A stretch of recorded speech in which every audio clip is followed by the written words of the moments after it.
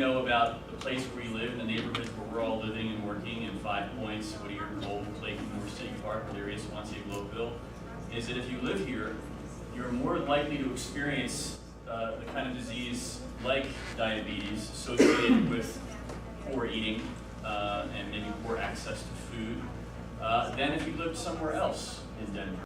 So it's an individual challenge sometimes that we face as Lupita recounted, sort of make an individual choice for yourself and for your family, but it's also a community challenge. It's about working together as a community and taking charge and saying we can together ensure that we have access to healthy food and that we're going to learn and make the right choices for ourselves so we can live healthier lives and that our kids can live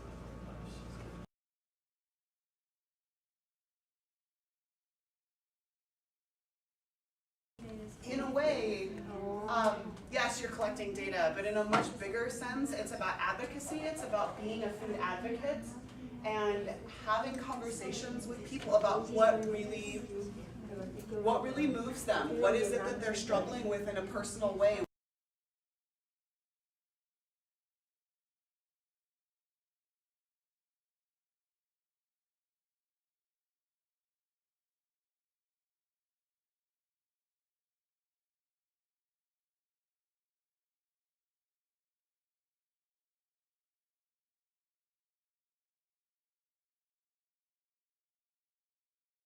Yeah, this is a historic issue, and a lot of folks don't know, but you know, this community was redlined kind of back in the day, and so you know, right in the alley at Ray Street, African Americans weren't permitted to live beyond a certain section of the city, and so if you're not welcome and encouraged to be outside of that, then you've got to build and thrive right here. 5 Points area, any need you had, you could meet it within the community. You could walk to, from your medical needs, dental needs, shoes, shopping, restaurants, movie theater, dancing, whatever. Pretty much whatever the community needed, it emerged over there in the form of a small business. And when that food was taken out of the community, then that caused the neighboring businesses to suffer, die, and go away, because when they had to leave to go get the food, while I'm out, let me handle all this other stuff. And so you start supporting, you know, your local people less and less. And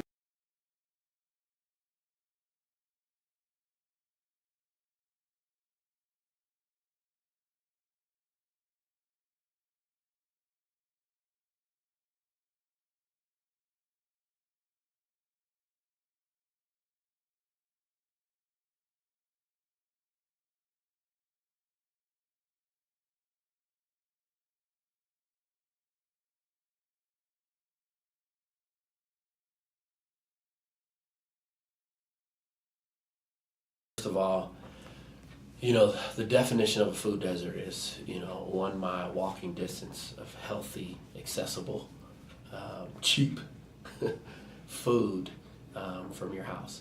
And so you can't, you know, when I started in this district, we had 1 grocery store for 55,000 residents. So that just puts in perspective. And we're about, you know, 30-something square miles. So there's a lot of areas that are well within the food justice kind of ring.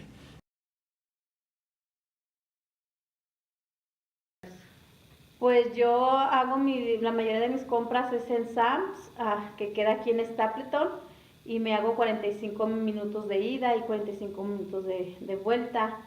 En la tienda más cerca de la esquina, en la Herradura, la Downey Store, el $3, pero a veces algunas comidas están echadas a perder y la única que tiene fruta es la Downey Store.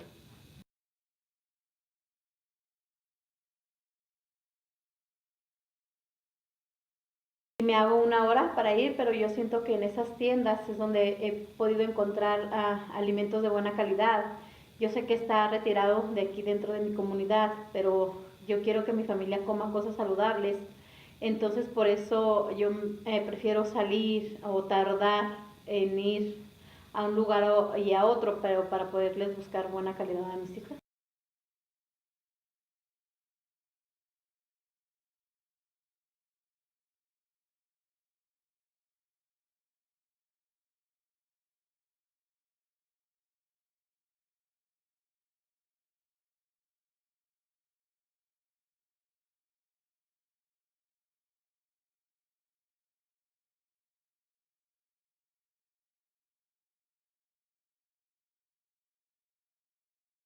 Sometimes you go to buy like oranges and they're like 50 to 75 cents an orange.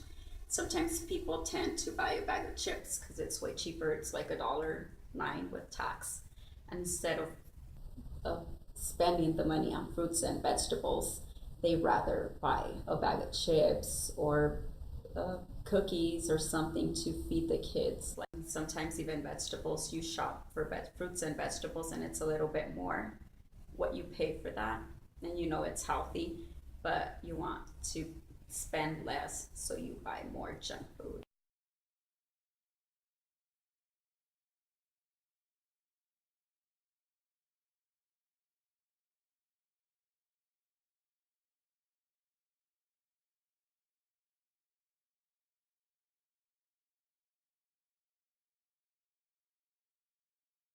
You know, no, I can drive for about 15, 20 minutes in my neighborhood and just be exposed to Fritos, um, you know, cookies, Hostess. I think Hostess kind of went out of business, but you know, and those are the options that our kids, when walking from school, are exposed to.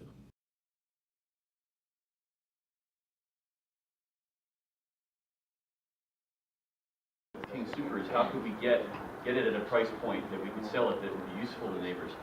And in Beverly, talking about also the production opportunities that are right here in our neighborhood that we could potentially even begin to produce here.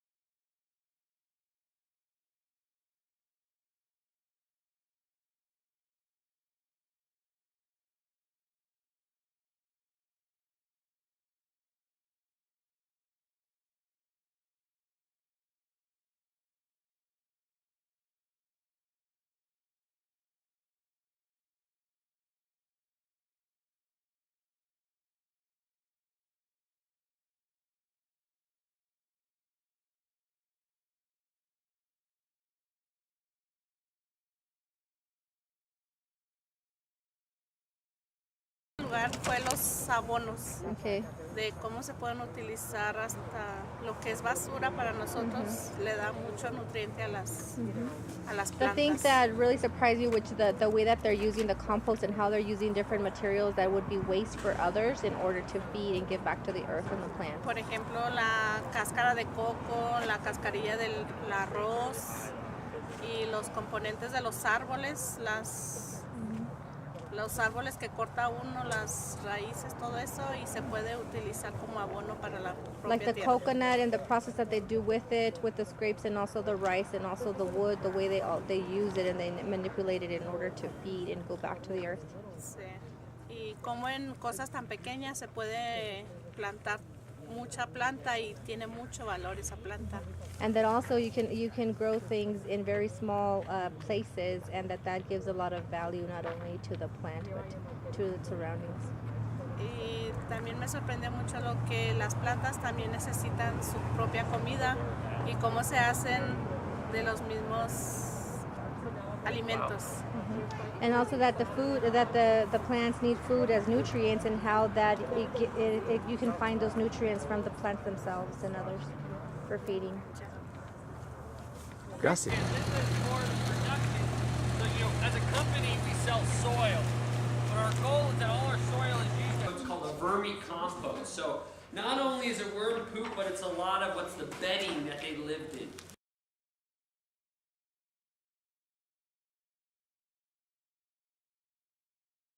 In that the city council is working on, and hopefully will get approved by June, and it's fresh fruit produce sales from your home.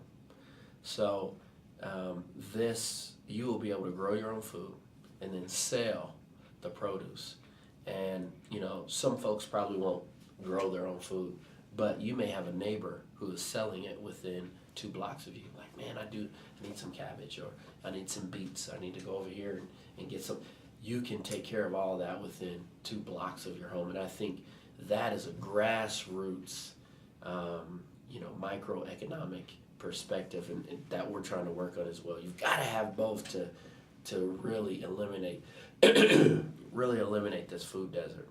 One thing, when you break a sense of camaraderie in the community, then you don't have that combined spirit and power to start filling gaps and becoming creative to meet needs.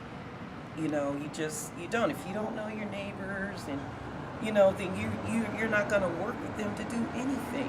You're not going to talk to them about what you do and don't like, or let's work together on that. That's not going to happen. Now we have more of a case. I mean, because you could do the projections, and we go neighborhood by neighborhood and say, how much food would Whittier need to grow to feed Whittier? Whittier has 5,000 residents, so that translates to X amount of pounds or tons of food, okay? So then that can break down into, well, that could mean a modest goal of 2 to 3 yard farms per block in Whittier, boom.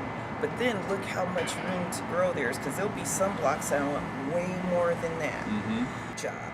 But what we're looking at is we want to calculate how much food has been produced, how many people were fed, where this food circulated in this neighborhood. Then you do another inventory in the neighborhood. How many schools, churches, senior buildings, the rec centers. Then you want to identify after-school programs, the caterers, the business people that need food for their business, the business people, the corner stores, in that said neighborhood.